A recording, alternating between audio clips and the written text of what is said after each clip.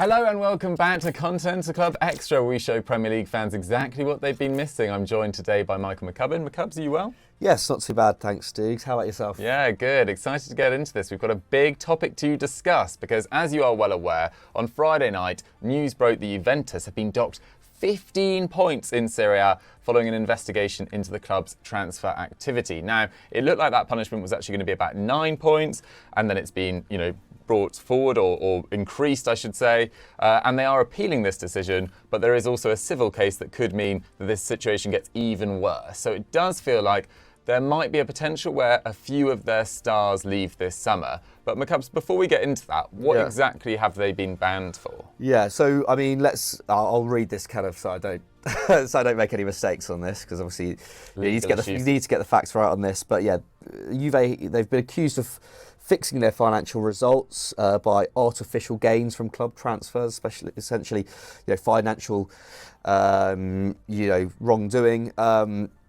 If you want to hear more about it, actually, I think Henry wrote a great explained on EFD, which came out just before Christmas, so we can get that on screen at the end of the show. But that basically highlights essentially what's been going on. The club denies any wrongdoing and have begun the process of appealing this decision.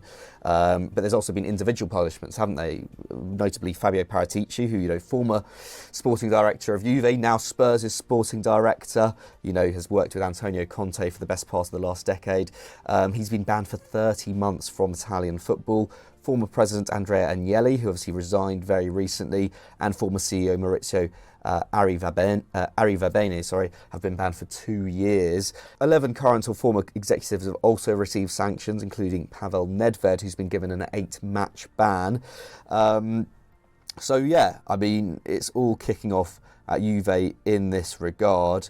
But Dukes, what does this mean in terms of their playing staff? Because obviously Champions League football now seems like a pipe dream. I think there's something like 12 points off top four, and they were only 12 points, around 12 points off Napoli before that. But with the amount of teams who are going for Champions League football, in fact, no, it's not even 12 points; it's 14 points off Roma, who are fourth with 37 points. Champions League seems like an impossibility at this point. Are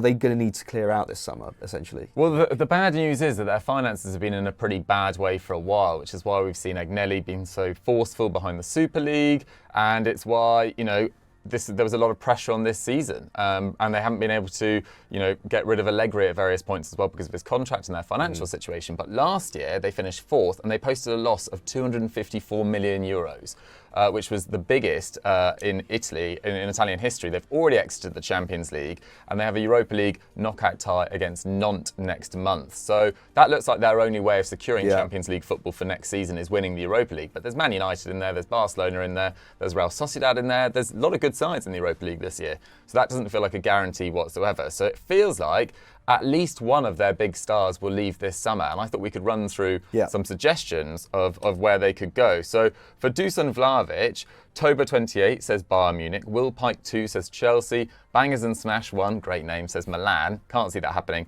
and Anish Parujla 6 says Man United. McCubbs, if you were Man United or any of those clubs mentioned, Bayern or Chelsea, would Dusan Vlahovic be a player that you were pretty interested in?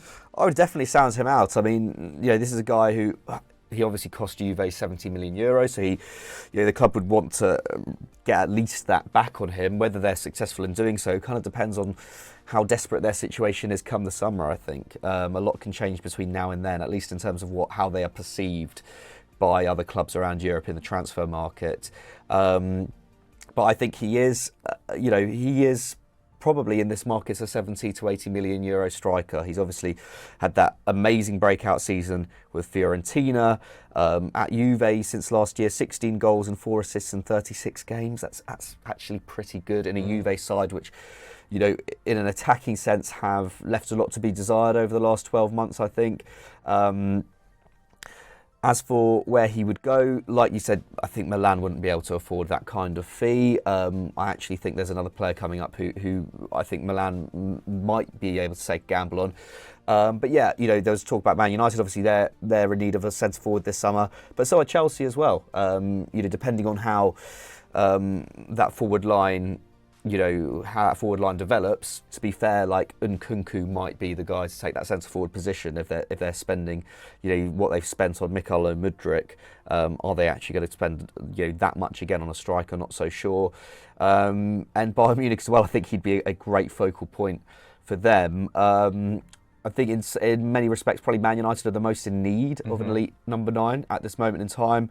I think, also looking at Bayern, Lewandowski and Nagelsmann didn't always see eye to eye, did they, in that final season? Would again another kind of number nine be ideal for Nagelsmann's system? Not so sure. Whereas I think, United, I think there's, I know they've been looking at more hybrids as well, but it does make a lot of sense to have a very physical centre forward in there, someone they've not really had for quite a while. Weghorst is kind of, the litmus test, I guess, for that. And I think, I think someone in that mould would work at United, even if they aren't going to be scoring 25 plus goals every season. I think Dusan Vlahovic can do that as well. So I would probably say United from at Anish Parajuli 6 is probably the best shout here, I would say, if they're not going to go for Osimhen. I think Vlahovic's fitness record is better than Osimhen's as well, so he's definitely going to be up there in the summer. Yeah, absolutely. I mean, he has had a couple of injuries this year, but I know what you mean over the last 2 or 3 years. When Osimhen's been on the pitch, he's probably been slightly more deadly, but for sure. When he's had far bigger issues, particularly with his shoulder and then his cheekbone, etc. Quite weird injuries. So I think he shouldn't be ruled out for a move at all. But it feels like very much their futures are sort of tied into each other this summer. In terms of Bayern Munich, I completely get what you mean. I don't know whether he's a Julian Nagelsmann-style striker, whereas Ten Hag in the past with Sebastian Haller has had a lot of success with a big focal point.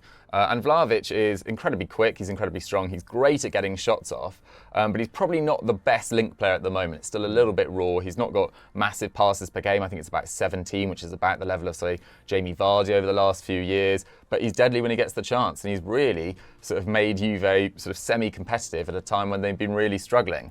Let's move on to Federico Chiesa. Now, this is a player who a lot of teams were interested in after Euro 2020 in 2021. But of course, he's had so many injury issues since then. He's had 9 separate injuries since joining Juventus in 2.5 years. He's missed 59 games in that time, and the longest was 36 games, as I said, with that injury up until October 2022. Now, he has looked really dynamic since he's come back into the Juventus side. He's made a massive difference to them over the last few weeks, but it feels like this points deduction has probably come at the worst possible time for him, just as he was looking to get his season and his career back on track. It feels like maybe he's a little bit of a risk this summer, given that he's not 21, 22 anymore, and he's got that injury record. I mean, McCubs, do you agree with that? Yeah, I think he is a bit of a risk, but at the same time, I think that he's a calculated risk in some ways, because I think whoever he were to sign for, if they can, if they can kind of accommodate him well on that right-hand side, he really is such a sensational player. I think he can make such a big difference to a lot of teams. He just has that ability that I think very few players have, really, in terms of he can just dominate game after game after game. He could, and he proved that at Juve, didn't he? Especially in his first season. I think he outshined even Ronaldo in that first season. And I think their struggles over the last kind of 18 months have largely come down to like him not being available. They really do rely on him a lot. Decent suggestions here. At Mac Wills, 95, Man City. I mean, for some reason, I don't know why I can't see this happening, but at the same time, they do need a Riyad Mahrez replacement. He's actually not the worst shout. I'm getting brought round to that the more I think about it. Arsenal obviously were in for him before, weren't they? That's suggested from at that guy. Loads of numbers on screen. So yeah, I mean, I think he could make a difference in a lot of places. I actually think Milan could be a shout here. Ooh. I know it's a risk in terms of his injury record, but I just think they've been looking for someone to play on the right for so long. There's a possibility that Rafa Leao could get sold this summer, even if he were to sign a new deal. And I think they would probably collect, if he were to go to the Premier League, I think they would collect at least 60 million euros for him, perhaps 70 million. That would then give them the kind of budget they need to spend on someone like Chiesa, who cost Juve 42 million, whenever it was back in 2020 when they agreed that initial loan. He's obviously got a great goal and assist record in Serie A. He was, dragging Fiorentina through matches for years. Has done the same at Juventus when he's been fit. And I think they will need, especially if Leao leaves, they will need someone in that mould to come into Milan. So yeah, that would be my personal suggestion. I know there might be better value. There might be even some free agents on the market, or players with 1 year left on their contract come the summer, which I think probably Maldini and co will always look at more. But it kind of depends actually as well, because Redbird Capital could suddenly decide that they want to invest a lot in the summer.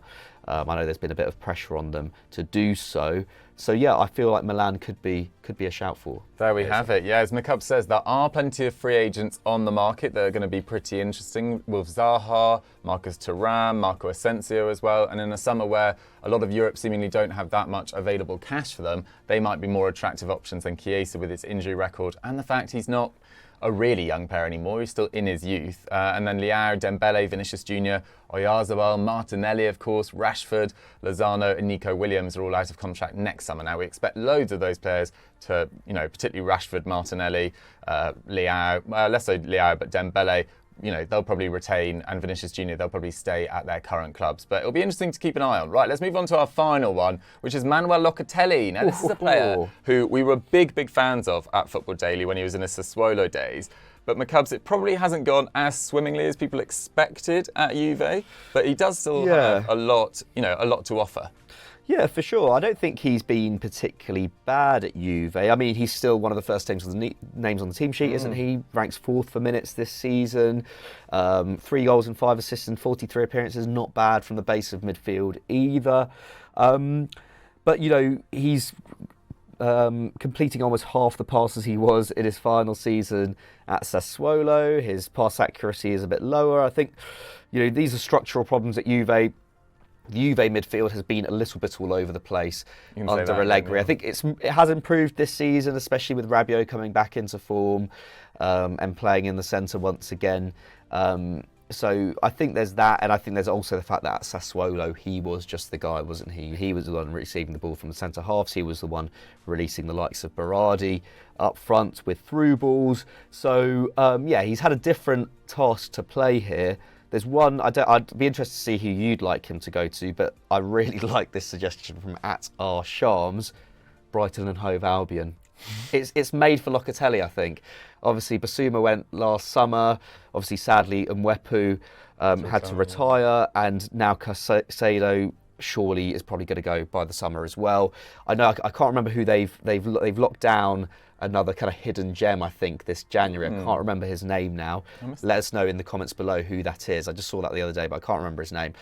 But yeah, I think Locatelli is perfect for Brighton. They're midfield FC, aren't they? And they've lost every midfielder they've got. They're still doing well despite that. But I just think, I think Locatelli would be great. He's under De Zerbi as well. Yeah, I mean, he'd be awesome, the old reunion, and De Zerbi deserves incredible praise for what he's done at Brighton so far in his brief time there. I just feel like he can aim higher than Brighton, to be honest. I think he's a Champions League level player. I think Arsenal might be looking at another central midfielder this year. I mean, Chelsea are going to lose Jorginho. He feels like quite a natural Jorginho replacement potentially. Barcelona are going to have to move on from Busquets one day. And I don't know whether Locatelli's right there at the moment in terms of his ability to seamlessly replace Busquets, who's had a bit of a remontada in the last 12 months, really.